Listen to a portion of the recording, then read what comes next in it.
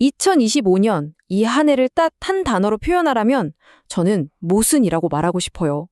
왜냐하면 한쪽에서는 모두가 열광하는 엄청난 컴백이 있었는데 다른 한쪽에선 정말 충격적인 추락이 동시에 일어났거든요. 또 전례 없던 기술의 발전이 막 희망을 얘기하는가 싶으면 전 지구적인 위기는 우리한테 계속 경고장을 날렸습니다. 자, 지금부터 2025년에 가장 뜨거웠던 순간들 속으로 함께 들어가 보시죠. 그래서 말이죠. 우리는 이런 질문을 던질 수밖에 없습니다. 과연 2025년은 새로운 가능성을 활짝 연 재기의 해였을까요? 아니면 곳곳에서 균열이 드러난 붕괴의 해였을까요? 이 질문의 답을 지금부터 함께 찾아가 보겠습니다. 자, 그래서 오늘은 이런 순서로 한번 얘기를 풀어가 볼까 합니다. 먼저 위태로웠던 국제 정세와 지구가 보낸 경고를 살펴볼 거고요. 다음으로 우리 삶을 통째로 바꾼 디지털 경제의 도약을 짚어보겠습니다.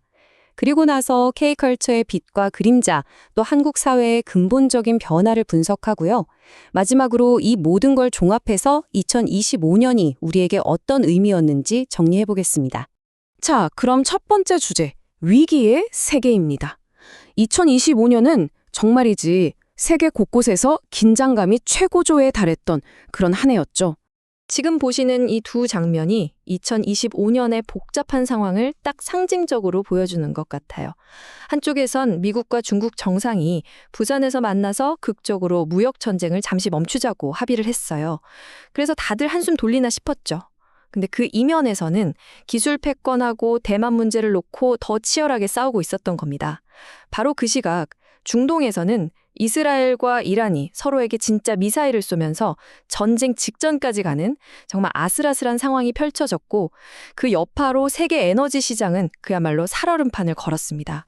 바로 이렇게 미국과 중국이 다투고 중동이 불안한 틈을 타서 북한, 중국, 러시아가 아주 노골적으로 손을 잡기 시작했어요. 명확한 반미 블록을 형성한 거죠.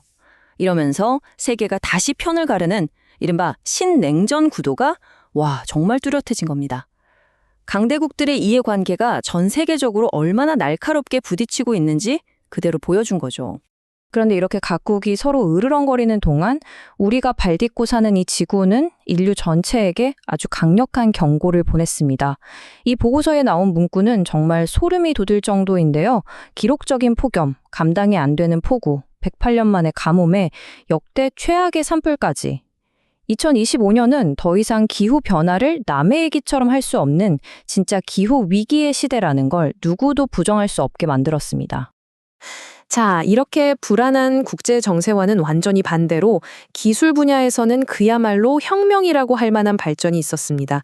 이제 우리의 일상과 경제를 완전히 뜯어 고친 새로운 디지털 경제의 세계로 들어가 보시죠. 2025년 기술 혁명의 진짜 주인공은 바로 이 에이전트 AI였습니다. 이게 뭐냐면 그냥 우리가 시키는 일에 대답만 하는 그런 AI가 아니에요. 훨씬 똑똑해서 이런 복잡한 목표를 달성해봐 하고 던져주면 마치 자율적으로 움직이는 대리인처럼 스스로 계획을 짜고 여러 단계를 거쳐서 일을 끝내버립니다. AI가 단순한 도구가 아니라 하나의 행위자가 된 엄청난 순간이었죠. 소프트웨어가 이렇게 똑똑해지니까 바로 현실 세계가 바뀌기 시작합니다. 지금 보시는 것처럼 사람 모양을 한 휴머노이드 로봇이 공장이나 물류창고 같은 산업 현장에 본격적으로 투입되기 시작한 거예요. 이건 그냥 효율이 좀 좋아지는 차원의 문제가 아니라 노동시장의 구조 자체를 뒤흔드는 거대한 변화의 시작이었습니다. 기술이 현실 경제를 바꾸는 동안 디지털 자산 시장은 그야말로 폭발했습니다. 이 숫자 좀 보세요. 비트코인 가격이 한때 12만 6천 달러, 당시 우리 돈으로 약 1억 7천만 원을 돌파했습니다. 이 엄청난 숫자는 비트코인이 더 이상 단순한 투기 자산이 아니라 이 불안한 시대에 새로운 안전자산, 즉 디지털 금으로 인정받기 시작했다는 걸 상징적으로 보여줬습니다. 자, 이쯤 되면 이런 질문을 던져볼 수 있겠죠. 우리가 목격한 이 모든 변화가 생산성을 폭발시키는 새로운 산업혁명일까요? 아니면 실체도 없는 거품을 쫓는 투기 열풍, 그러니까 또 다른 골드러시에 불과했을까요? 2025년은 우리에게 바로 이 질문에 대한 답을 찾으라는 숙제를 남겼습니다. 이제 이야기의 무대를 한국의 문화계로 한번 옮겨보겠습니다. 2025년 K컬처는요, 정말이지 전 세계적인 환희와 대한민국 전체를 충격에 빠뜨린 파문이 교차하면서 그야말로 천국과 지옥을 동시에 보여줬습니다. 먼저 정말 기쁜 소식부터 전해드릴게요. 전 세계 팬들이 2년 반이라는 그 긴 시간을 얼마나 손꼽아 기다렸습니까? 방탄소년들이 마침내 군복무를 마치고 완전체로 돌아왔습니다. 그 열기는 이 숫자 하나로 다 설명이 돼요. 6만 명. 방탄소년단의 귀환을 축하하려고 열린 2025 BTS 페스타에 모인 전 세계 팬들의 숫자입니다. SNS는 웰컴백 BTS라는 해시태그로 도배가 됐고 소속사 주가는 막 급등했죠. K-팝 시장 전체에 새로운 활력을 불어넣은 정말 기념비적인 순간이었습니다. 그런데 말이죠. 이 찬란한 축제의 분위기 한가운데서 대한민국은 전혀 다른 종류의 정말 충격적인 소식을 접하게 됩니다. 한 명의 국민 배우가 믿을 수 없는 스캔들에 휩싸이면서 한순간에 추락한 사건입니다. 바로 김수현 스캔들이었습니다. 배우 김세론 씨가 안타깝게 세상을 떠난 후에 두 사람이 6년 동안 교제했다는 의혹이 터져 나왔죠. 특히 김세론 씨가 미성년자일 때 관계가 시작됐다는 주장이 나오면서 파문은 걷잡을 수 없이 커졌습니다. 김수현 씨 측은 부인했지만 SNS 기록이나 주변 사람들 증언이 계속 나오면서 논란은 성적 착취 의혹으로까지 번졌어요.